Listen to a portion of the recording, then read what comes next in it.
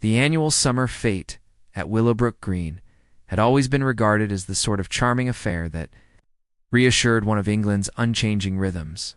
Here, beneath strings of bunting and the heavy scent of roses, the village drifted lazily between stalls of homemade chutney, broidered tea cozies, and rather triumphant Victoria sponges. One could have said, and many did, that little ever happened in Willowbrook. At least, little that could not be solved by a church committee meeting, a firm letter from the vicar, or a quiet word from Mrs. Hargreaves, who ran the Women's Guild with military precision. On this particular Saturday, however, the heat hung strangely over the fete. The sunlight felt almost too golden, the laughter too crisp. Even the bells in the ancient clock tower tolled with a peculiar echo, a slow, hollow note that seemed to ripple through the air. The villagers took no notice, except Miss Jane Marple, who paused in the act of inspecting a jar of gooseberry jam. She was a small, neatly dressed elderly lady in a pale blue hat trimmed with modest ribbon, her eyes bright and mild as ever. Yet behind their softness lay a quick intelligence, constantly arranging observations into quiet patterns. She had come to Willowbrook to visit her niece, young Mrs. Caroline Drakeney Marple, who had settled into married life with the solicitor quite happily. The fete had seemed the perfect way to pass a pleasant afternoon. "It's very good jam," said the seller, a stout woman whose pink cheeks glistened with perspiration. "Won second prize last year." Miss Marple smiled kindly. "Then I'm sure it's most deserving of first this year." "Oh, I shouldn't like to say," the woman replied, flustered. "There's competition, you know. Mrs. Penfold's currant jelly is remarkable. Remarkable." She lowered her voice, as if speaking of something improper. "Some say it must be the new sugar ration allowances. Such improvements." Miss Marple offered another smile, listening without contradiction. Village gossip, she understood, was never merely gossip. It was often the surface of deeper waters, across the green.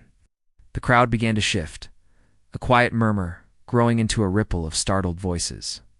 Miss Marple straightened, peering between the hats and parasols. Something was happening near the base of the old clock tower, a tall stone structure dating back to the late 17th century. With ivy trailing up its sides like stubborn climbing fingers, a small girl ran past, breathless. "Someone's fainted," she called out, but the tone, that shrill note of frightened delight common to children, suggested something much more dramatic. Miss Marple walked briskly in the direction of the commotion, her small steps precise on the grass. The crowd thickened, forming a hesitant circle, as though uncertain whether to back away or draw closer. The green was full of exclamations. "Terrible, isn't it? Who found him?" "Not breathing, they say." Miss Marple gently edged forward until she saw a man lay sprawled at the base of the tower's wooden door.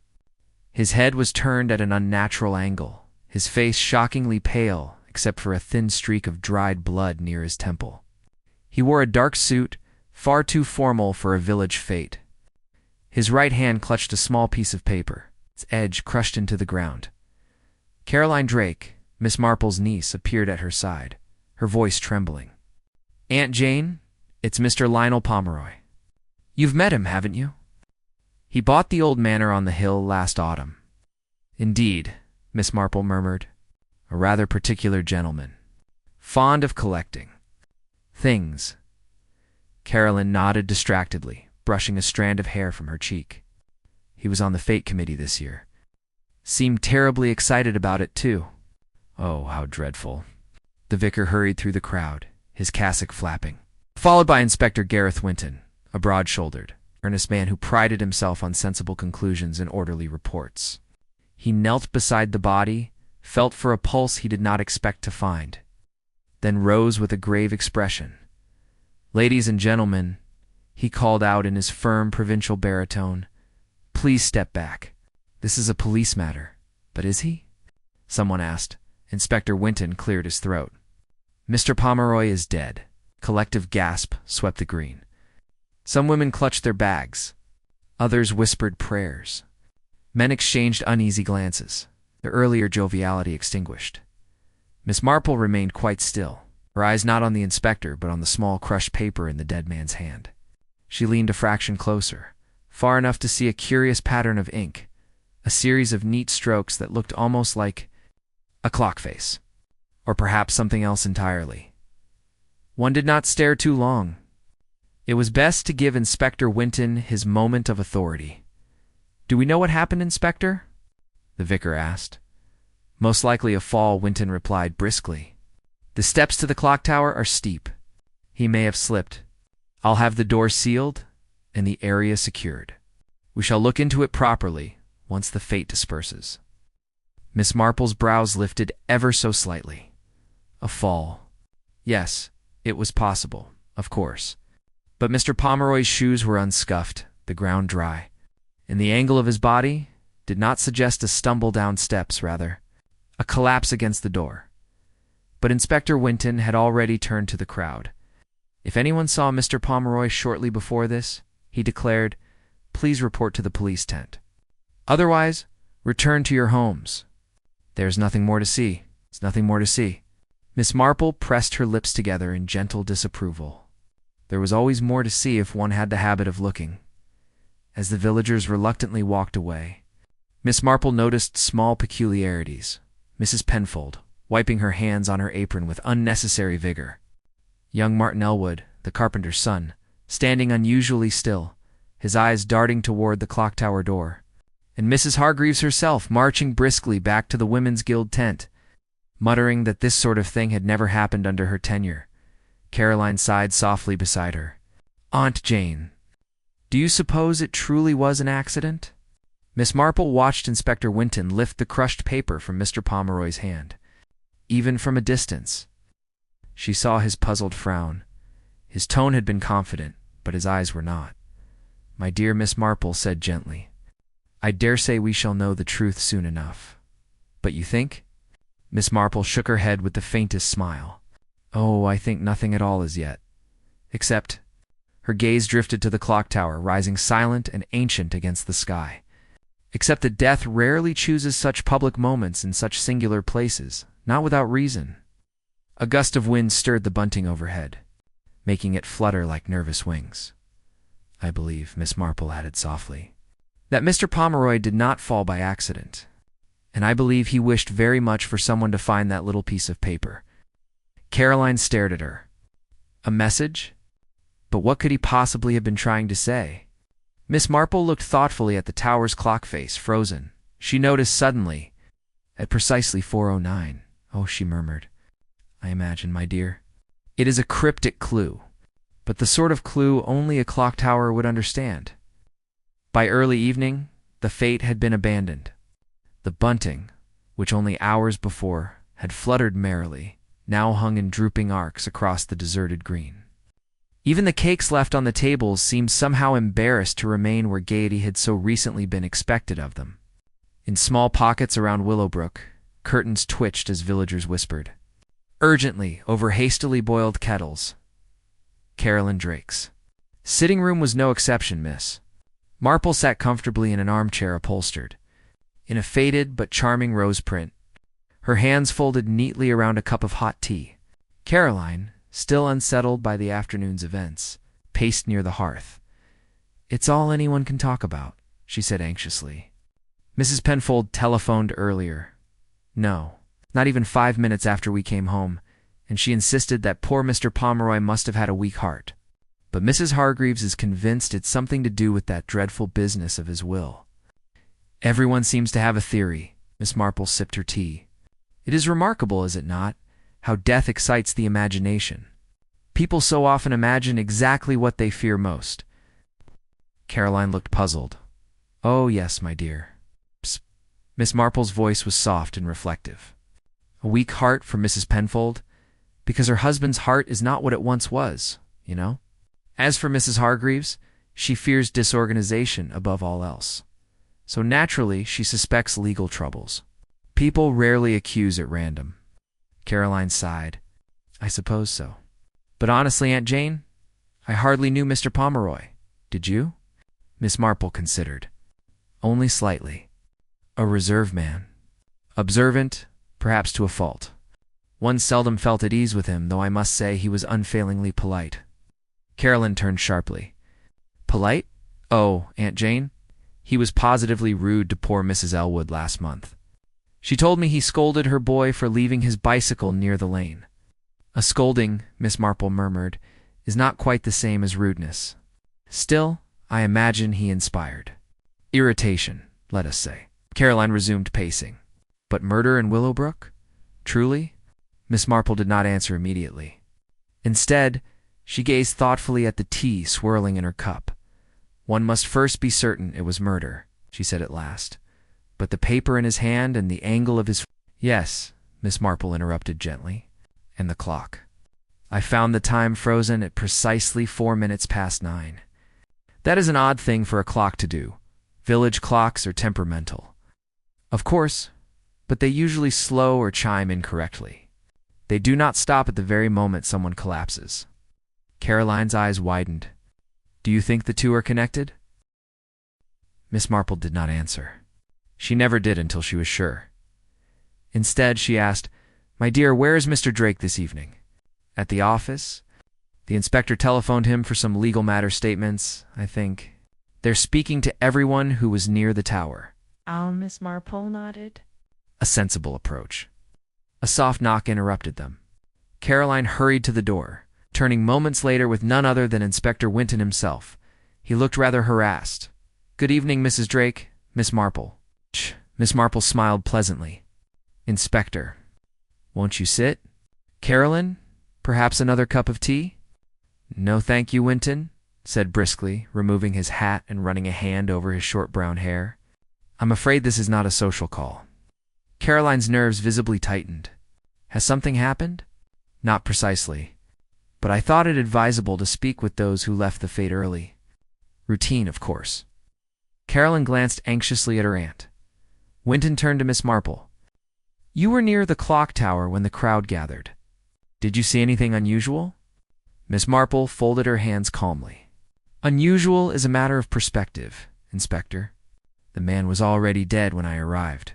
But I did notice several people nearby, Mrs. Penfold, Martin Elwood, and Mrs. Hargreaves, to name a few. Whinton frowned slightly. Martin Elwood. Are you sure? Quite sure. A little to the left of the crowd. He looked rather agitated. Agitated how? Miss Marple shrugged delicately. In young men, agitation can come from many sources. They feel things most intensely at that age. Whinton scribbled something in a notebook. We'll speak to him. Caroline hesitated, then asked, Inspector, do you truly believe it was an accident? Whinton cleared his throat. Well, the doctor hasn't made his full report yet. But at first glance, Miss Marple watched him closely. At first glance, continued, it appears Mr. Pomeroy hit his head on the stone. A fall is the logical explanation. Miss Marple tilted her head slightly. Most logical explanations depend on what one believes before looking at the facts. Whinton stiffened. Are you suggesting? Merely observing, Miss Marple said kindly. Though I do wonder, Inspector, how Mr. Pomeroy came to fall at all. The ground was dry, and the door to the tower was closed. If he tripped, on what did he trip? Whinton's mouth tightened. We're examining all possibilities, of course. The inspector stood. If you recall anything at all, please inform me immediately. We shall, Miss Marple assured him. When the door closed behind him, Caroline turned breathlessly to her aunt. Oh, Aunt Jane, you've put doubts into his mind? Miss Marple gave a gentle chuckle. My dear, the inspector had doubts long before he came here. He wishes only that he did not. Caroline sat down at last, sinking onto the sofa with a sigh. What happens now? Now, Miss Marple said, placing her teacup delicately on its saucer, we listen. Listen. Oh, yes, Caroline. One learns far more from what people say in a moment of excitement than in months of quiet conversation. Gossip, when properly interpreted, is the most accurate of barometers. Caroline looked horrified. But we can't go prying. Miss Marple smiled sweetly. My dear child, one never pries. One simply allows people to speak. And in a village such as Willowbrook, people always speak. The next morning dawned gray, with a light mist drifting lazily across the rooftops. Miss Marple took an early stroll along the lane leading toward Willowbrook Green. She had not yet formed any firm ideas. But the faint stirring of intuition, the whisper of a pattern, had begun to circle in her mind. As she approached the green, she found Mrs. Penfold standing beside the church gate, wringing her hands in melodramatic distress. "Oh, Miss Marple, such a terrible business, isn't it?" Mrs. Penfold exclaimed before Miss Marple had even reached her. I hardly slept a wink. Poor Mr. Pomeroy, though. Between you and me, he could be rather sharp at times. Still, it's a dreadful shock. Indeed, Miss Marple agreed mildly. A most distressing event. Mrs. Penfold leaned closer, lowering her voice to a conspiratorial whisper. "They say he was carrying a note, a message of some kind, but no one knows what it meant." Miss Marple kept her face serene. "A note? How curious." "Oh, yes. Inspector Winton found it. They're trying to decipher it at the station. Something about 4 minutes past 9, so I've heard." "Very puzzling." Miss Marple's pulse quickened, though she gave no outward indication. "You have excellent sources, Mrs. Penfold." "Oh, well," Mrs. Penfold said modestly, "one hears things. And that Martin Elwood? I saw him yesterday, looking pale as milk.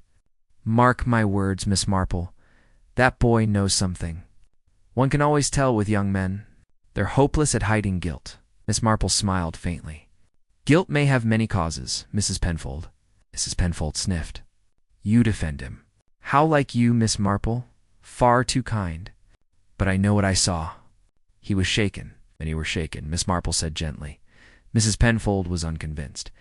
"HMPH." Miss Marple left her to her indignation and continued toward the Clocktower. The door was now sealed with a police notice. But the ground around it remained disturbed. Someone, perhaps several people, had stood here repeatedly since yesterday. She noticed faint marks on the earth. Not footprints exactly, but impressions, suggesting someone had knelt there. Perhaps twice. She was still studying the ground when she heard hurried steps. Martin Elwood approached. Shoulders hunched, his hair untidy, as though he had slept poorly. He stopped abruptly upon seeing her. "Oh, Miss Marple. Good morning, Martin," she said pleasantly. "Out rather early?" He swallowed hard. I needed some air." "So many do after a shock," Miss Marple said softly. "Yesterday must have been very unsettling for you." Martin's eyes flickered, as though he feared she knew more than she did. I didn't see anything. Truly I didn't." Miss Marple pretended to adjust her glove. "My dear boy, I did not ask whether you saw anything." Martin blinked. No. I was merely remarking that you stood rather near the tower yesterday." How? Martin flushed. I was just passing." Miss Marple regarded him quietly. Young men were often transparent when flustered. "At your age," she said kindly, "passing by can mean almost anything." Looked stricken. "Please, Miss Marple, I can't talk about it." "Of course not," she said warmly. "Not until you wish to." He hesitated, opened his mouth, closed it, then abruptly walked away. Miss Marple watched him go. There was fear in his posture, but fear of what? Or of whom? She turned back to the tower. The clock loomed overhead, its hands still frozen precisely at 4:09. The minute hand pointed accusingly downward, like a gesture toward the sealed door. "Yes," Miss Marple murmured. "There is a story here, to be sure, but it is not yet ready to be told." She tapped her cane lightly on the ground. Still, a clock that stops at the moment of death is seldom a coincidence. She looked toward the manor on the hill, Mr. Pomeroy's estate. The windows glinted faintly in the gray light, opaque and watchful and secrets. She sighed, have a way of lingering in old houses. Willowbrook slept poorly the night after the fete. Curtains twitched at odd hours. Lamps glowed in sitting rooms far past the respectable time. A murder, or even the faint possibility of a murder, had a way of unsettling the most orderly village. And Willowbrook, despite its rose gardens and genteel committee meetings, was no different from St. Mary Mead in that regard. Miss Marple rose early, as she always did, and found Caroline at the breakfast table staring absent-mindedly into her marmalade. "You scarcely touched your tea," my dear Miss Marple observed. Taking her seat, Caroline looked up, startled. "Oh." "Yes, I barely slept. Miss Marple nodded. Few did. Caroline's brows pulled together. Aunt Jane. You're going to the manor today, aren't you? Miss Marple folded her napkin. Inspector Winton telephoned your husband this morning. Mr. Drake mentioned it in passing, apparently. The inspector wishes to speak with the late Mr. Pomeroy's housekeeper. A sensible step, and you're going as well? Oh, only to make certain that Mrs. Pomeroy's poor housekeeper isn't utterly overwhelmed. After all, Miss Marple's eyes twinkled. One has a responsibility to the bereaved. Caroline gave her aunt a look. You're going for observation. Well, Miss Marple said gently, buttering her toast. One never knows when one might be of assistance. The walk to Pomeroy Manor took Miss Marple along a winding lane bordered by low stone walls and brambles heavy with early summer berries. The house itself stood solemnly on a rise overlooking Willowbrook, not grand. Exactly, but imposing in its own way. Tall windows. Ivy-covered brick, and a long gravel path that seemed to stretch far too dramatically for a bachelor collector of curiosities. Inspector Winton was already there. Speaking with a woman on the doorstep. She was thin, perhaps in her late 50s. With a starched apron and an expression that had settled into permanent disapproval long before this morning. Miss Marple. Inspector Winton said as she approached, sounding far more polite than he had the night before. Thank you for coming, dear Inspector, Miss Marple said pleasantly. I merely wish to offer condolences. The housekeeper, Mrs. Dunley, gave a curt nod. Mr. Pomeroy wasn't the easiest of men, but he paid his staff properly. That's more than can be said of many. Her lips tightened. Though I can't say I ever expected this. Falling dead at the fate like a sack of flour. A most unfortunate comparison, Miss Marple murmured. But grief affects us all differently. Mrs. Dunley sniffed. Her sadness showed not as tears, but as irritation mixed with duty. Inspector Winton cleared his throat. Mrs. Dunley, I need to ask a few more questions. He stepped inside with the housekeeper. Miss Marple followed slowly into the manor hall. Dark wood, heavy carpets, thick curtains. The house felt the way only some old houses do, full of quiet secrets, while the inspector questioned the housekeeper in the next room. Miss Marple looked around. Heavy boots near the umbrella stand, a faint smell of pipe smoke, a slow, heavy grandfather clock, a glass case filled with old pocket watches. She paused at the watches. Dozens of them. One at the back had stopped at 4:09. She straightened. How interesting, the inspector returned. Mr. Pomeroy collected watches obsessively. That one he bought last week. Miss Marple asked softly. Does it matter? Maybe, he said. We found a note in his hand. It had drawings like clock faces. And the doctor found something else. He wasn't hurt from a fall. He was struck. Miss Marple nodded calmly. I see. It was a clean, deliberate blow, Winton said. And his pockets were emptied. Robbery? She asked. Or something made to look like robbery? The inspector hesitated. Miss Marple said gently, Robbery is often the easiest excuse when one has no better story. The inspector sighed. Mrs. Dunley said someone visited Mr. Pomeroy the night before he died. A late visitor? Oh my, Miss Marple murmured. She didn't know who it was. She only heard raised voices. The visitor stayed 10 minutes. 10 minutes, Miss Marple said, is enough time to make a threat. If only we knew who it was, he said. Oh, Inspector, she replied softly. Secrets do not stay hidden in a village. When Miss Marple returned to Willowbrook Green, the village felt changed. People were out, but their voices were quiet, their glances nervous. Gossip spread fast, but trust did not. At the bakery, Mr. Pollard whispered loudly. He was seen near the tower twice. Twice. Mrs. Elwood wrung her hands. My Martin would never hurt anyone. Miss Marple entered. Good morning. Mrs. Elwood rushed to her. Miss Marple, please help. Mr. Pollard is saying terrible things. I only repeat what I hear, the baker muttered. Miss Marple said gently. Then one must be careful about what one repeats. The baker went silent. Mrs. Elwood whispered, Martin blames himself. He saw Mr. Pomeroy walking to the tower, and he thinks he should have followed him. My dear, Miss Marple said softly, sad events do not become less sad by imagining what we could have done. Outside, Miss Marple thought, a disliked man, a late visitor, clock drawings on a paper. A watch stopped at 4:09, the tower clock also frozen at 4:09. A frightened young man, Mrs. Hargreaves, then passed by and said, "One hears Mr. Pomeroy had financial problems. Documents missing." The inspector is checking his study. Miss Marple nodded politely. It was all becoming a puzzle, the kind she understood well. Someone watched her from behind a curtain as she walked away. By Monday, the village looked normal again, but everyone was thinking strange thoughts. Miss Marple, however, slept well. She preferred the unknown to the half-known, and now she felt the pattern forming. She walked to the clock tower. Morning light made everything clear. The tower stood silent, its clock still frozen at 4:09, the same as the watch, the same as the drawing. She studied the tower door and the empty clock face above Inspector. Whinton arrived quietly behind her. "Miss Marple," he said, tired. "I thought I'd find you here." "You were up early," she replied. "Couldn't sleep." "Too many questions." He looked up at the tower. "The doctor says Pomeroy was hit with something thin and heavy. A tool, maybe? A tool?" Miss Marple repeated softly.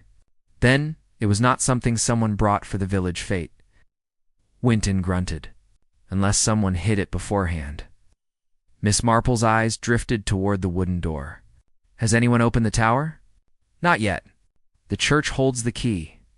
The vicar says he lent it out several times last week for repairs to the bell rope. Claims he can't remember to whom."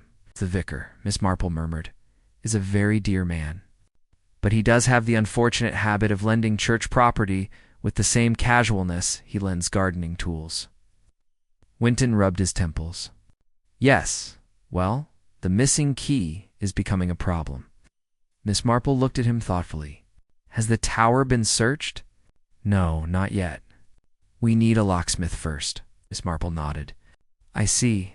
Whinton hesitated, then lowered his voice. "There's something else."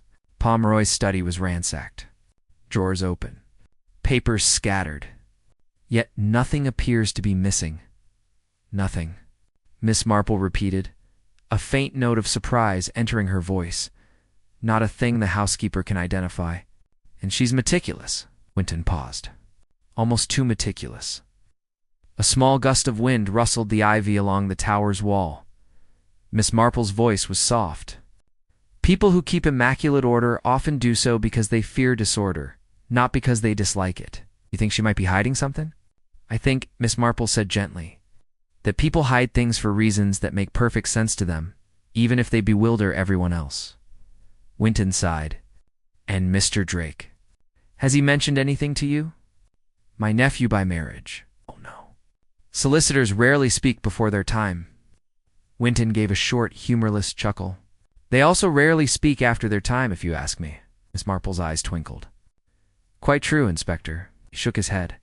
"Well, if you notice anything at all."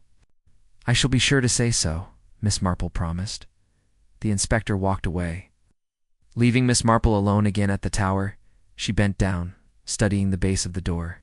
The earth was a little scuffed, more so than the day before. Fingerprints smudged faintly along the wood. Someone else, she noted, had come here early. Someone with a nervous conscience or an urgent question. Miss Marple straightened slowly. Someone had been trying to get inside Miss Marple's next stop was the Elwood Cottage, a small, neat house with lace curtains and a garden crowded with pink hydrangeas. Mrs. Elwood opened the door with red eyes and a handkerchief clutched in her fingers. "Oh, Miss Marple, I'm sorry to receive you in such a state. Martin hasn't come down for breakfast. I fear he's dreadfully upset." Miss Marple patted her arm gently. "May I speak with him?" Mrs. Elwood hesitated, then nodded, leading her to a narrow staircase. Martin's room was small but tidy. The young man sat on the edge of his bed, elbows on his knees, staring at the floor. He looked up as Miss Marple entered, guilt and fear mixed in his expression. "Oh," he muttered. "It's you." "Good morning, Martin," Miss Marple said kindly. "Your mother is worried about you," he swallowed. "I didn't sleep, nor did many in Willowbrook." "Do they think I had something to do with it?" Miss Marple's answer was calm, almost soothing. "Martin, in my experience, people think many things they never say. And often they are wrong." He dropped his head. "I didn't kill him." Miss Marple sat down in the chair by his desk. "I did not say you did, but everyone is thinking it." His hands twisted in his lap. "I was near the tower twice. Once when I saw him walking there, and once when you returned," Miss Marple finished gently. "After he died." Martin nodded miserably. "I shouldn't have come back. I knew how it would look." "Why did you come back?" He hesitated. Miss Marple's voice softened. "Guilt comes in many forms, Martin, and so does fear." The young man's shoulders trembled. "I saw someone else near the tower. Just before I left the first time." Miss Marple's eyes brightened almost imperceptibly. "Someone else?" Martin nodded. "But I can't say who. It would cause trouble." "Oh, my dear boy," Miss Marple said gently. "Truth always causes trouble. Lies only postpone it." He looked torn, his face pale and earnest. "I can't tell you. Not yet. But I swear I didn't hurt Mr. Pomeroy." Miss Marple rose and placed a comforting hand on his shoulder. "I believe you, Martin." His breath hitched. "You do?" She smiled softly. "Yes. You see, my dear, you are quite a poor liar, and murderers almost always lie rather well." She left him with that small consolation. Outside the cottage, Miss Marple paused under the hydrangeas, thinking. Someone else had been near the tower. Someone Martin feared naming. Someone with reason to hide a late-night visit to Pomeroy Manor. Someone connected to clocks. Someone connected to the missing key. Someone connected to documents not yet discovered missing. She tapped her cane lightly on the ground. A new pattern was forming now, faint, incomplete, but unmistakable.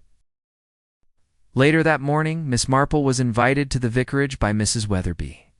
The vicar's wife, under the pretext of tea, but, as it turned out, primarily for gossip, Miss Marple.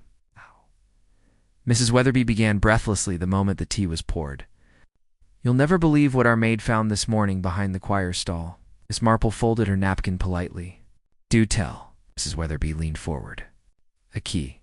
Miss Marple stilled. "A key? A heavy one. Rusted. With a little tag attached marked CT1. CT, Miss Marple repeated softly. "Clocktower," Mrs. Weatherby nodded triumphantly. "Exactly. And Mr. Weatherby says he certainly didn't place it there. And we've had no repairs in the last fortnight. Curious place to leave a key," Miss Marple murmured. "Oh, indeed. And the maid said she saw a shadow near the choir stall last night when she came to cover the altar vases. She assumed it was the vicar, but it was not the vicar." Miss Marple finished gently. Mrs. Weatherby nodded with relish. "And I told Inspector Winton immediately, of course." Miss Marple thanked her, and soon after took her leave. Her mind now humming with quiet certainty. The killer had needed the tower. The killer had needed privacy. The killer had needed to remove something from the tower or place something inside it. The killer had then hidden the key in a church no one would think to search until much later. It's a very particular sort of mind. Not impulsive. Not panicked. But methodical. Miss Marple stood at the edge of the green once more. Looking up at the frozen clock, someone had set that time deliberately. Someone who knew clocks very well, and suddenly, quietly, she knew whom she must speak to next. The locksmith arrived. Shortly after noon, a quiet, stooped man named Mr. Roddick, whose spectacles magnified his eyes to an insect-like earnestness. Half the village watched from a polite distance as he knelt before the wooden door of the clock tower. Inspector Winton, standing tensely above him with arms folded, Miss Marple naturally, had taken a seat on a nearby bench from which she had an entirely unobstructed view. She knitted calmly, or appeared to. But her needles paused now and then whenever something caught her interest. Mr. Roddick worked without chatter, his picks clicking softly against the lock's stubborn metal. Finally, with a loud clack, the ancient mechanism yielded. "There we are," said, rising with a satisfied sigh. Inspector Winton motioned the crowd back. "No one enters, except myself." "Miss Marple," he hesitated, then added reluctantly, "You may accompany me if you wish." Miss Marple rose. "Thank you, Inspector. I shall do my best not to disrupt your investigation." He gave her a look, suggesting he fully expected the opposite. The door creaked open on rusted hinges. The interior smelled of dust, oil, and cool stone. And the narrow spiral staircase rose like a coiled spine into the dimness above. "Careful," Wynton warned. "These steps are uneven." Miss Marple nodded, her hand lightly brushing the wall for balance. She had climbed many towers in her time and solved more than one crime in them. Halfway up, she paused. There, barely visible, was a small fragment of fabric caught on a nail protruding from the stone wall. "Inspector," she murmured. Wynton bent to look. "A torn scrap?" Miss Marple examined it. Dark wool. Coarse. A jacket, perhaps. Wynton frowned. Pomeroy wasn't wearing wool. Precisely. Wynton removed the scrap with tweezers and tucked it into an evidence envelope. They continued.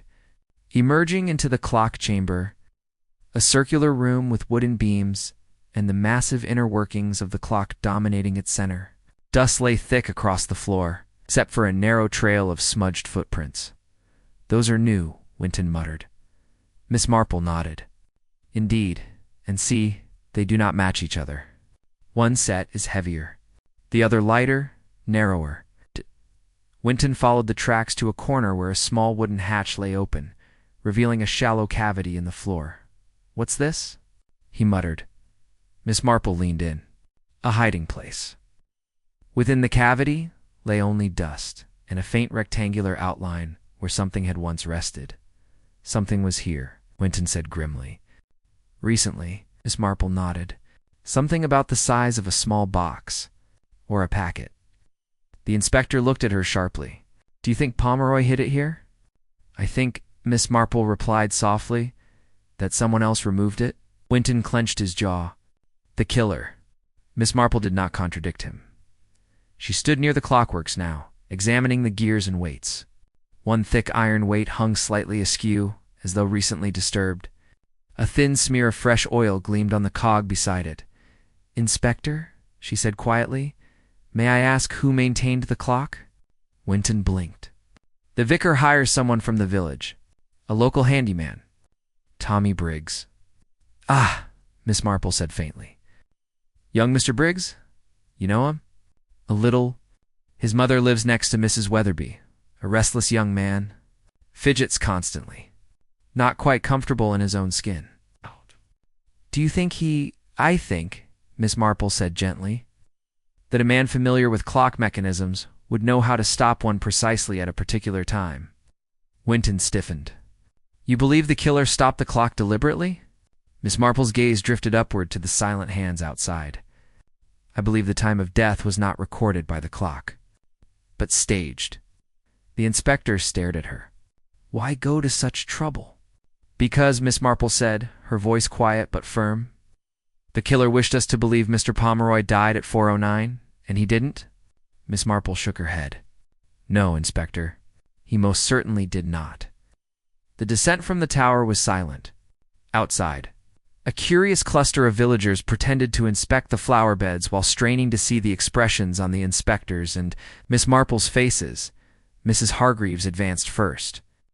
Adjusting her hat, "Well, what did you find?" "The whole village is on edge, Inspector." Wynton avoided her gaze. "I cannot comment at this time, of course."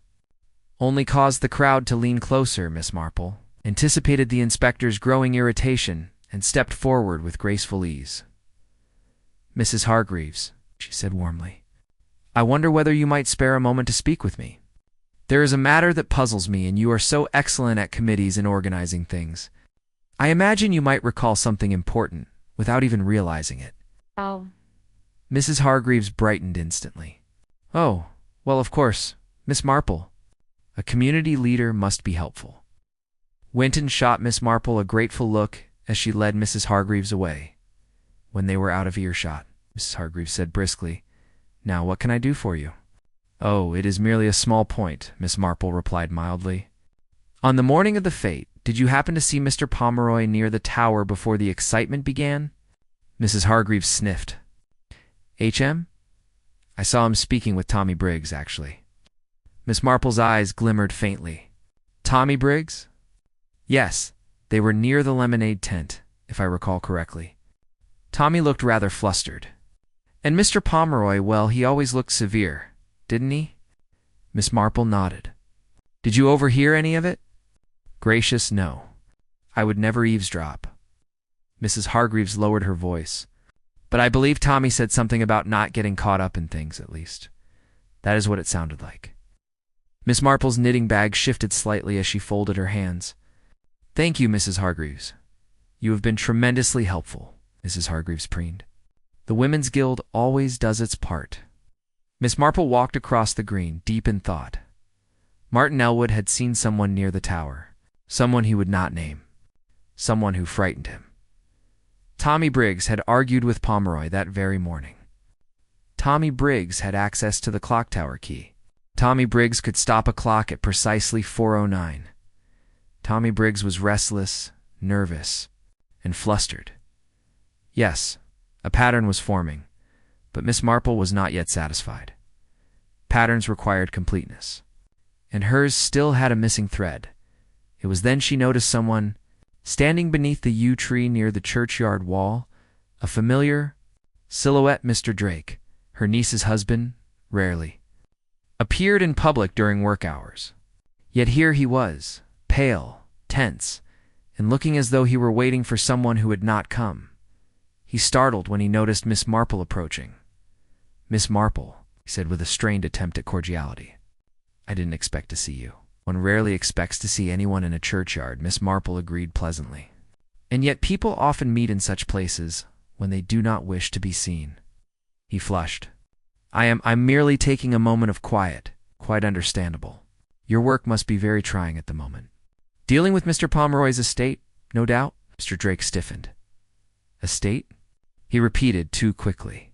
Who said anything about an estate? Miss Marple's gaze remained benign. Oh, I simply assumed.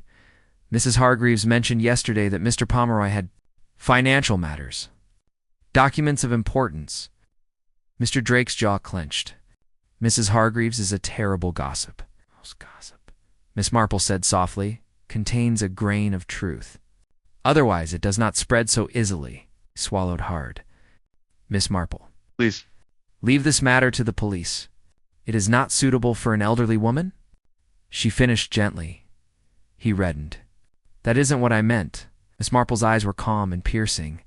Tell me, Mr. Drake, why is the clock tower so important? Why would someone go to the trouble of staging a time of death? He stared at her, and for a brief moment, barely a flicker, she saw fear in his eyes. He recovered swiftly, smoothing his expression. I must go, he said briskly. Good day, Miss Marple. He walked away far too quickly. Miss Marple watched him go, her expression unreadable.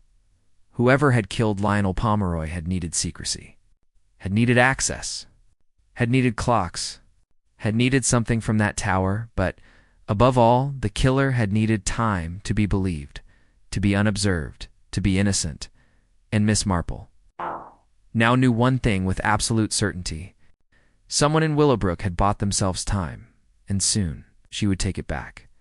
Willowbrook was a village that prided itself on sleeping soundly. Even the owls kept respectable hours. And the parish clock rarely chimed past 10 without every lamp in the village being properly dimmed. Thus, when Miss Marple awoke shortly after midnight to the unmistakable echo of hurried footsteps outside her window, she instantly sensed that something was amiss. She sat up in bed. Listening, the sound came again, a rapid pattering on the pavement. Then the faint metallic clang of something dropped in haste. A whisper of wind followed. Then silence. Miss Marple slipped on her dressing gown and moved to the window. The lane below was still too. Still, she waited several moments before turning from the window. Her instincts, those quiet, reliable companions of many decades, told her the village had just shifted. Something had changed, and change she knew often brought clarity. The next morning dawned late and heavy with fog. Caroline was in a flurry in the kitchen when Miss Marple entered. Oh, Aunt Jane, it's the most dreadful news. Mr. Briggs has been injured. Tommy Briggs. They say he's at the surgery now. Miss Marple's brows lifted. Injured, yes? Sometime in the night. They found him near the churchyard wall, unconscious. with a dreadful bruise on his head. Inspector Whodunit is already there. Miss Marple paused only long enough to take her hat and gloves before stepping into the misty lane. Caroline hurried after her. "Do you think it's connected? To Mr. Pomeroy?" Miss Marple gave a thoughtful sigh. "My dear, in a village like Willowbrook, events seldom occur independently of each other, especially not in the same week." They made their way to Dr. Alderton's surgery, where a small crowd had already formed. Villagers murmured in low, anxious tones. Mrs. Penfold was dabbing at her eyes as though Tommy were her own nephew. Inspector Whodunit stood near the gate. Speaking urgently to the vicar, Miss Marple approached. "Inspector," she said, "may I ask after the young man's condition?" Whodunit looked weary. "He's alive. The doctor says he'll wake soon. A good deal of blood, but mostly scalp wound. Still, he was struck hard." "Struck," Miss Marple repeated softly. "Not fallen?" "Oh no," Whodunit said grimly. "This was deliberate." Miss Marple nodded as though confirming something she already suspected. "And where was he found?" "Near the choir stall door. Same place the Clocktower key was hidden." Whodunit lowered his voice. "We believe someone met him there last night." Caroline shivered. "Met him for what?" Whodunit shook his head. "That's what we must determine." Miss Marple placed a gentle hand on Caroline's arm. "My dear, you look quite pale. Perhaps you should return home," Caroline protested. But Miss Marple insisted, and Caroline relented. Once she had gone, Miss Marple turned to Whodunit. "Inspector," she said quietly, "I believe young Tommy Briggs may have been frightened yesterday." Whodunit blinked. "Frightened?" "Yes. He argued with Mr. Pomeroy at the fete. He had access to the tower. He knew the clock, and he likely knew something he should not." Whodunit's expression grew grave. "If that's true, someone may have attacked him to keep him quiet." Miss Marple nodded. "I believe so." The door to the surgery opened. Dr. Alderton appeared, looking solemn but relieved. "He's waking," he announced. "Only briefly, mind you. But you may have a few words with him." Inspector Whodunit gestured to Miss Marple. "You should come too. People talk more easily to you." Miss Marple smiled faintly. "People say all sorts of peculiar things to old ladies, Inspector. It is a privilege of age." Tommy Briggs lay in the small examination room, his head bandaged, his face pale and drawn. His eyes fluttered open as they entered. "Tommy," Whodunit said quietly, "can you hear me?" Tommy's voice was hoarse. "Yes, sir." Miss Marple stepped closer. "Tommy, I am very glad to see you awake." He attempted a weak smile. Whodunit spoke gently. "Tommy, do you know who attacked you?" The young man's throat bobbed. His gaze flicked between them, then to the window, as though afraid someone might be watching. "I can't," he whispered. Miss Marple leaned forward. "Tommy, dear, you are quite safe here. But if you know something important, it is vital you say so." Tommy's eyes filled with fear. "I didn't mean to get mixed up in it, Miss Marple. I swear I didn't." "In what, Tommy?" Miss Marple asked softly. Tommy's breathing grew shallow. They said I had to keep quiet. That if I talked, it would be worse." "They," Whodunit repeated sharply. "Who are they?" Tommy's lips trembled. His eyes closed and a tear escaped down his cheek. Miss Marple touched his hand lightly. "Tommy, you saw something. Something the night before Mr. Pomeroy died." He swallowed. I saw him arguing." With suddenly, a sharp knock startled them all. A nurse stepped briskly inside. "Inspector, I'm sorry. He must rest." Tommy sagged back, spent. Whodunit cursed under his breath. We were so close. Miss Marple stood in thoughtful silence. Tommy had been about to confess. Someone had threatened him. Someone in the village feared what he knew. Someone watching the churchyard at night. And Tommy had said they, not he, not she. There was more than one person involved. A conspiracy. Miss Marple's mind began to arrange the new pattern. Outside, the fog had thinned, but the atmosphere remained heavy. Miss Marple walked slowly toward the churchyard. her cane tapping the path in a steady rhythm. The choir stall door stood slightly ajar, a detail almost anyone else would have missed. Miss Marple gently pushed it open. Inside, the narrow corridor smelled of stone and old wood polish. The place was dim, quiet, yet it bore signs of recent disturbance. Footprints in dust, a scuff mark on the wall, a faint smear of something dark along the doorframe. Miss Marple touched the smear lightly. It was neither blood nor paint. Oil, clock oil. She folded her hands. Someone had entered the churchyard to retrieve the key. Someone had followed Tommy. Someone had attacked him to ensure he said nothing. Someone with access to the tower, and 2 oil used for the clockworks. She heard a sudden noise behind her. A footstep. Miss Marple turned calmly. Inspector Whodunit was striding across the churchyard, now looking more agitated than she had ever seen him. "Miss Marple," he called. "We've had a development." She stepped outside, holding the door. "What is it, Inspector?" He raked a hand through his hair. "Old Mrs. Dunley has come forward. Says she found something this morning in one of Mr. Pomeroy's coat pockets while preparing his belongings." Miss Marple nodded. "And what did she find?" Whodunit hesitated. "A letter," he said finally. "Addressed to Mr. Pomeroy.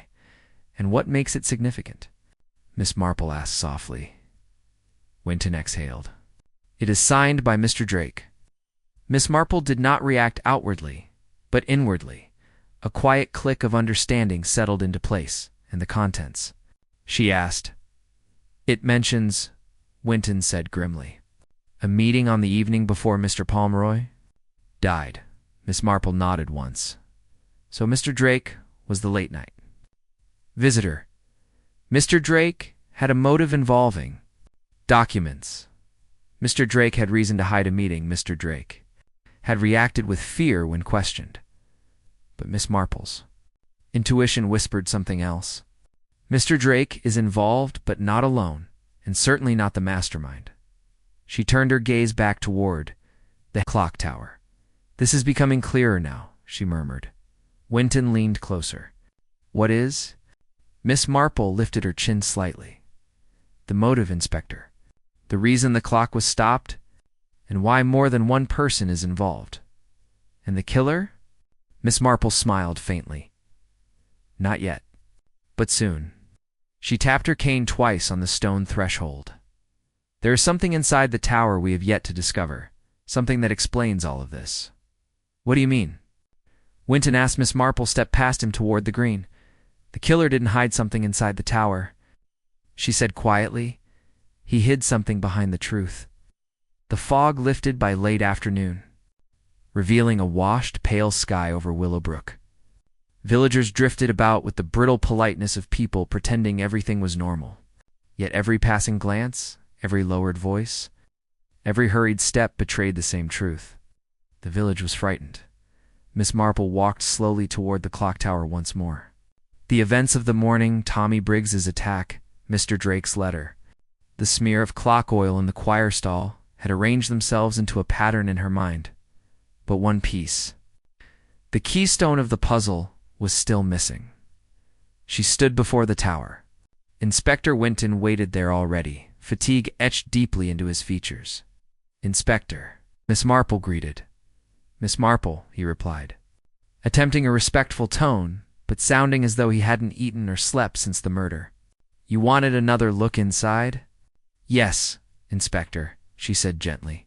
"A lingering thought refuses to leave me, and such thoughts are often worth investigating," he sighed. "Very well. But if the villagers see us tramping about this place again, oh, they shall be delighted," Miss Marple said calmly. "It gives them something to discuss." Whodunit huffed something like a laugh and gestured her inside. They climbed the narrow steps once more, Miss Marple's cane tapping softly on stone. At the top, the room greeted them in the same muted, dusty stillness as before. But where others saw dust and gears, Miss Marple saw stories. The trail of footprints, the open hiding place, the skewed clock weight, and most importantly, the oil smear found at the church. "Inspector," she murmured, What do you suppose this weight is normally used for? Winton leaned over the mechanism. Drives the pendulum. If it's off balance, the clock stops. Precisely, Miss Marple murmured. She leaned closer and sniffed delicately. Fresh oil. No more than a day old, Winton nodded. Tommy Briggs must have been here. Miss Marple's eyes glinted softly. Oh, I believe he was. But I do not believe he was alone, Winton frowned. But we only see 2 sets of footprints. Miss Marple gestured toward a darker corner of the chamber. People who wish to hide their presence are very careful where they step, particularly if they have already planned how to mask it. Dust is a very inconvenient witness. Winton followed her gaze. A small area near the wall had noticeably less dust than the rest of the room, cleaner by a thin margin, yet unmistakable once one saw it. Miss Marple bent with surprising ease for someone of her age, and tapped the stone floor with her cane. A hollow sound. Winton stiffened. A compartment. I do not know, Miss Marple said softly, but I should very much like to. Together they eased the stone slab upward. Beneath it lay a narrow recess lined with old timber. Inside the space sat an object wrapped in canvas, tied tightly with twine. Winton's breath caught. Good heavens. Miss Marple's expression remained mild. Perhaps we should see what caused so much trouble. Winton cut the twine with his pocket knife and unwrapped the canvas. Inside lay a metal cache, boxed heavy, locked, scuffed with age. Miss Marple's voice softened. Oh dear. Winton looked bewildered. A box. But what would Miss Marple held up a hand? Open it.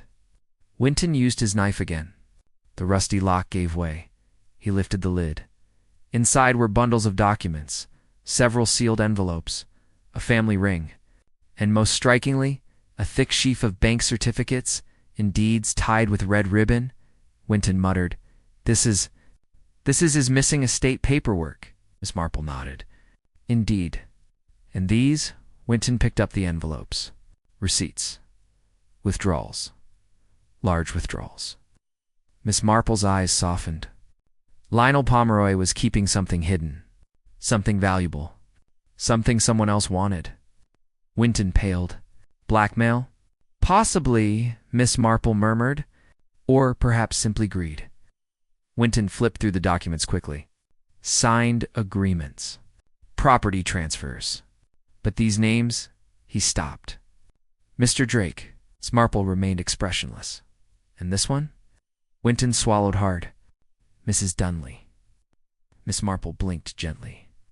Ah, that explains her meticulousness. Miss Winton's voice cracked. Mrs. Weatherby, the vicar's wife. Miss Marple nodded again, as though confirming a deep suspicion. Yes, and likely others. Winton looked horrified. A whole string of villagers. Paying Pomeroy. Or giving him documents. Or being extorted. Miss Marple's voice was soft as a whisper. Not villagers, Inspector? Co-conspirators? Winton froze. Co-conspirators. Miss Marple stepped toward the window, her silhouette haloed by the afternoon light. Do you recall what Tommy Briggs said, Inspector? That they told him to keep quiet. Winton went pale. You thought he meant they, as in a vague sense, Miss Marple said gently. But Tommy meant they quite literally. More than one person. More than one secret. More than one fear. Winton stared at the box. So this was the reason Pomeroy was murdered. He had evidence. Proof. Power over them all. Miss Marple turned back, eyes sharp. No, Inspector. Not all of them. She tapped the letters with her cane. Only the ones who met with him. Only the ones who gave him documents. Only the ones who had something to lose. Winton's breath hitched. Meaning multiple suspects. Miss Marple inclined her head. Yes, and that is why the killer staged a time of death. To create confusion? To give an alibi? Winton ran a hand through his hair. So who attacked Tommy Briggs? Who silenced him? Miss Marple's voice was like silk. Someone equally afraid, Inspector. Someone whose name is inside that box. Winton looked at the box again. dread settling in his eyes. Miss Marple stepped closer. And someone, she added, voice low, who thinks framing another villager will save them. Wynton swallowed. Framing. Miss Marple bent and unwrapped one final object from the canvas packaging. A crowbar, blood-stained. Wynton stepped back. The murder weapon. Miss Marple nodded solemnly. Placed here afterward? Hidden, until the killer could remove it later. But Tommy Briggs interrupted them. Wynton rubbed his temples. Then the killer tried to silence him. Last night, Miss Marple clasped her hands gently. Indeed. Wynton stared at her. Then who did it, Miss Marple? Who killed Lionel Pomeroy? Miss Marple smiled a soft, enigmatic smile. Inspector, she said kindly, we are very close. But not close enough to accuse, Wynton sputtered. But the documents, the money, the threats, Miss Marple shook her head. You misunderstand. These documents, she touched the papers lightly, are the motive, but not the method. Wynton stared at her, lost. Miss Marple turned toward the stairs. We must leave this tower now, Inspector. Why? He asked. Miss Marple's voice became suddenly urgent because the killer will return for the box, and they will return soon. Wynton froze. And unless we are careful, Miss Marple said calmly, they will harm someone else. She paused halfway down the stairs and looked back. Oh, an inspector. Yes, have young Martin Elwood brought in at once. Wynton blinked. Martin. But he's terrified, guilty, confused. Miss Marple's voice cut sharply across him, sharp for her. At least he is the key, she said. Not the killer, but the key. She turned, descending the steps. We are nearing the truth, Inspector. Very nearly. And when we have it, the killer will have nowhere left to hide. Martin Elwood arrived at the inspector's office looking as though he had aged 10 years in one morning. His shirt was rumpled, his hands trembled, and his eyes darted toward every window as though someone might be watching. Miss Marple sat quietly in the corner, her cane resting lightly against her skirt. She had requested to be present, claiming that Martin responded better to familiar faces. Inspector Wynton, though skeptical, had agreed mostly because he suspected Miss Marple already knew things he did not. Martin took a seat opposite the inspector. His leg bouncing with nervous energy, Wynton began gently. Martin, you've had a difficult few days. We understand that. But we need you to tell us everything you saw near the Clocktower. Martin swallowed. I told you already. I saw Mr. Pomeroy walk toward the tower, and I saw his voice cracked. I saw someone else. Miss Marple leaned forward, her tone soft as warm tea. My dear boy, you must understand that people get hurt when truths are hidden. Poor Tommy Briggs has been attacked already. He might have died, and he will not be the last unless the truth comes out. Martin's face twisted. Tommy? I didn't know they'd hurt him. I didn't think they... Wynton pressed sharply. Who are they? A tear escaped down Martin's cheek. I can't say. They said terrible things would happen if I talked. Miss Marple nodded gently. They threatened you. Martin nodded miserably. Wynton leaned back, exchanging a glance with Miss Marple. Martin, whoever they are, I promise you, you will be protected. But you must tell us who you saw. Martin wiped his eyes. I didn't mean to get mixed up in any of this. I didn't mean to. We know, Miss Marple said reassuringly. Martin took a shaking breath. I saw. Tommy? Inspector Wynton stiffened. You saw Tommy Briggs near the tower before Mr. Pomeroy died? He demanded. Martin nodded. Wynton sank back in his chair. But Tommy claims he was working on the church roof that afternoon. Miss Marple spoke softly. Tommy is a good boy, but easily influenced, easily frightened, and very poor at lying. Martin's voice rose. He wasn't alone. That's why I didn't say anything. Because he wasn't alone. Both Miss Marple and Wynton leaned in. Who was with him? Wynton asked. Martin swallowed hard. Someone I recognized. Someone I shouldn't have seen there. Ah! Miss Marple's voice was barely audible. Tell us, Martin. Martin's lips trembled. It was Mr. Drake. Inspector Wynton shot to his feet. What? Martin's voice cracked. I saw Mr. Drake with Tommy. They were arguing. Tommy looked scared. Mr. Drake looked furious. Winton began pacing. Mr. Drake went to see Pomeroy the night before he died. And now you say he met Tommy at the tower? Martin nodded frantically. I didn't think it meant anything at first, but then Mr. Drake came to see me. Miss Marple stilled. Mr. Drake. She repeated, when? Yesterday morning, Martin whispered. He said he heard someone saw him near the tower. He asked if it was me. Told me it would be very unfortunate if I spread misunderstandings that could ruin an innocent man's life. Winton cursed. That sounds like a threat. Martin shook his head violently. He didn't threaten me. Not directly, but he said it in a way that made me feel cold all over. Miss Marple's tone was calm. Some of the most dangerous threats are the ones never spoken aloud. Martin sniffed. I didn't know what to do. But when I heard about Tommy being attacked, I thought maybe they were warning me too. Winton's voice hardened. Why didn't you come to us earlier? Martin choked out, because I was scared. Miss Marple rose, crossing to him with gentle steps. She placed a hand on his shoulder. My dear boy, she said softly, fear is nothing to be ashamed of. In fact, fear is often the very thing sensible people feel when they are about to do the right thing. Martin collapsed into quiet sobs. After he steadied, Miss Marple spoke again. Martin, think very carefully. When you saw Mr. Drake and Tommy Briggs, were they leaving the tower or going toward it? Martin took several breaths. They were coming from the direction of the tower. Did either of them carry anything? Martin frowned, searching his memory. Tommy had a toolbox, and Mr. Drake had something small in his hand. I think it was a key. Winton's face went pale. The Clocktower key. Miss Marple nodded serenely. Yes, Inspector. Mr. Drake had it, which means he had access to the tower before the murder.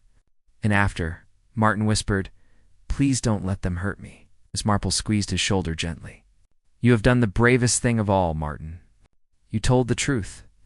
Winton took a steadying breath. Martin, you'll be safe. We'll arrange protection. Martin's breathing slowed. Miss Marple's eyes softened as she regarded the frightened young man. You have given us exactly what we needed. Winton frowned. Have we? Drake's acting suspicious, but Miss Marple interrupted him quietly. Inspector, we now know why Tommy was attacked. Winton stared. To silence him? Yes, Miss Marple replied. But more importantly, to frighten Martin? Martin looked up in confusion. Me? Miss Marple nodded. Oh yes, dear. The attack on Tommy was a second message, and a far more powerful one. Winton swore softly. Someone is tying up loose ends. Miss Marple's tone grew colder, a rare thing indeed. The killer is growing desperate. Winton dismissed Martin soon after, arranging for him to stay with relatives outside Willowbrook for safety. When the door closed behind him, the inspector turned to Miss Marple. Do you believe him? Oh yes, Inspector, Miss Marple said with conviction. Martin Elwood is a terrible liar. When he lies, his left eye twitches, and his voice shrinks to a whisper. When he tells the truth, he trembles. He was trembling. Winton paced. So Mr. Drake is involved. Miss Marple did not respond immediately. Finally, she said softly, Mr. Drake is involved. But involvement does not make one a murderer. Winton looked frustrated. Then who? Miss Marple walked to the desk, picked up the evidence envelope containing the torn scrap of wool found on the tower stairs, and held it delicately. This, she said, is the first piece. She laid it down. Then she touched another envelope containing the clock oil from the choir stall. This is the second? She touched the canvas used too. Wrapped the cash box, the third. She tapped the locked metal box, the fourth. Then, in a soft voice, in Mr. Drake's letter, is the fifth.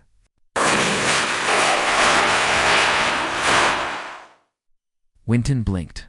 So what does it all mean? Miss Marple clasped her hands. It means Inspector. Whoever killed Lionel Pomeroy was clever enough to weave truths and lies together so tightly that even the honest appear guilty. Wynton froze. You think the killer planted evidence to point to Mr. Drake? Miss Marple smiled faintly. Yes, and also to Tommy Briggs, and possibly to Mrs. Dunley and Mrs. Weatherby. Wynton felt his knees weaken. So the killer is framing half the village? Miss Marple's tone sharpened. The killer is framing everyone who had dealings with Mr. Pomeroy. Everyone whose name is in that box, Wynton whispered to confuse us. Miss Marple nodded. Exactly, and to hide one person. Miss Marple's eyes glinted. The only person whose name is suspiciously absent from the box. Silence fell. Wynton's voice came out hoarse. And who is that? Miss Marple lifted her chin. The mastermind of the scheme. The person Pomeroy trusted most. The one who helped him handle his secrets. And his money. The one who knew about the box. Wynton's eyes widened. You don't mean yes, Miss Marple said quietly. It is not Mr. Drake. It is not. Mrs. Dunley, it is not Tommy. And it is not Martin. She folded her hands. The killer is someone who appears helpful, respectable, capable. Someone who knew the financial dealings of half the village. She looked directly at the inspector, the killer, Inspector Wynton. Is someone who stood beside Pomeroy in broad daylight and whom no one would question? Wynton whispered, the vicar. Miss Marple gave the faintest nod, or, she said softly, someone in the vicarage. Chill swept through the room. Inspector Miss Marple continued, you must gather your strength.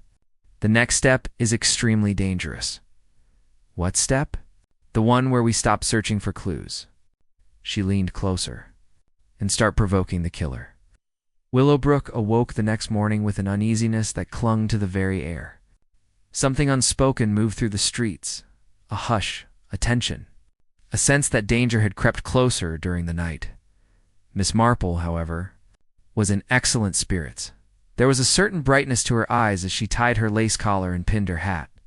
The faintest hint of anticipation in her otherwise mild expression. She had spent the night arranging pieces of the puzzle, not literally, of course, but in the quiet, orderly filing system of her mind. When she entered the breakfast room, Caroline looked up in concern. Aunt Jane, are you quite well? You seem almost cheerful, Miss Marple smiled as she poured the tea. My dear, cheerfulness is often the first sign that one has come to a decision. Caroline blinked. A decision. About the murder? Miss Marple patted her niece's hand. Oh, not quite. But I believe we are on the brink of uncovering the truth. And when one stands on the brink, it is only sensible to prepare for the next step.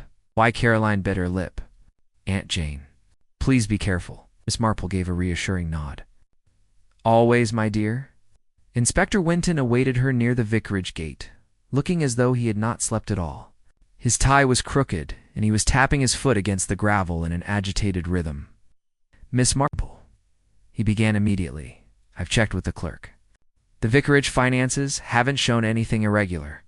If the vicar were involved, surely, Inspector, Miss Marple interrupted gently. You must not confuse lack of evidence with evidence of lack. Some crimes are committed in plain sight and therefore overlooked. Wynton exhaled, defeated. Then what do you propose we do? Miss Marple clasped her hands. We must observe, and we must provoke. Wynton stiffened. Provoke? Miss Marple, with respect, Inspector, she said mildly, you have been chasing the killer with logic. It is time to pursue them with psychology. And how exactly does one do that? Wynton asked.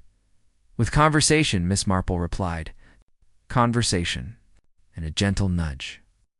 She stepped toward the vicarage gate. Come along, Inspector.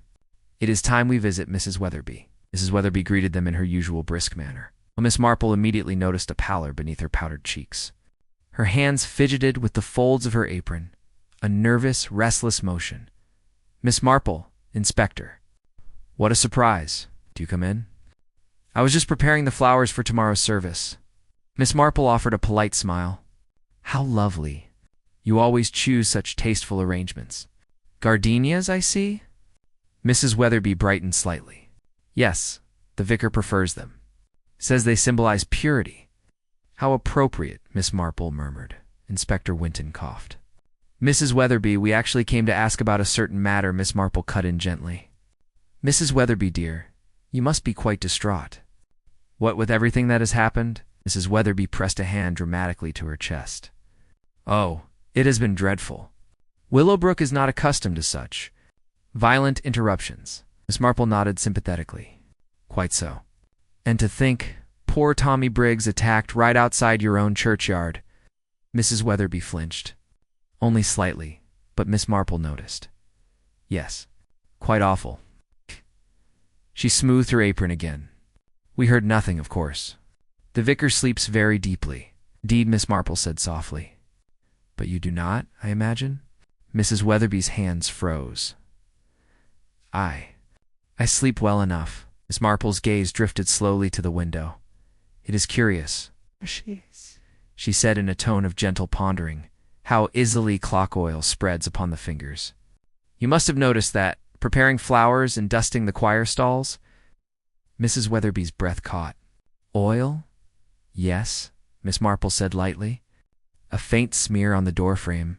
So curious. One wonders who handled it. Mrs. Weatherby swallowed. I wouldn't know. No, perhaps not. Miss Marple tilted her head. But what of the key found behind the choir stall? That must have caused you some concern, Mrs. Weatherby's voice faltered. I suppose so. Miss Marple's voice softened.